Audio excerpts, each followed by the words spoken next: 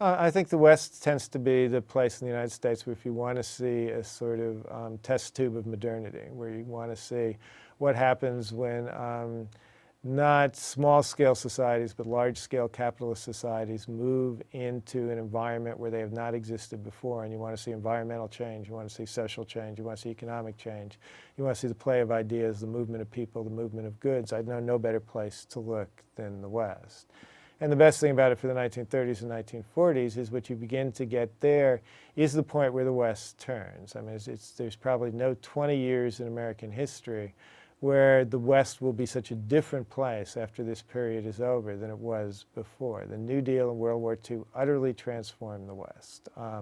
The West I grew up in from the 1950s on is not the West that was present in the 1910s, 1920s, and the very fact that I grew up in it is a sign of the kinds of changes that took place. My father comes into the West because he was stationed here briefly during World War II, and he and my mother loved it. When they had a chance to come back, when he's working for aircraft companies, they jump at the chance to go to Los Angeles. The West that they come to is vital, growing, it's full of federal investment, and it's full of all kinds of people who in fact had first seen it during the 1930s and 40s, and then the 50s, 60s, and 70s will begin to flow back in. So the West is utterly transformed by this period, and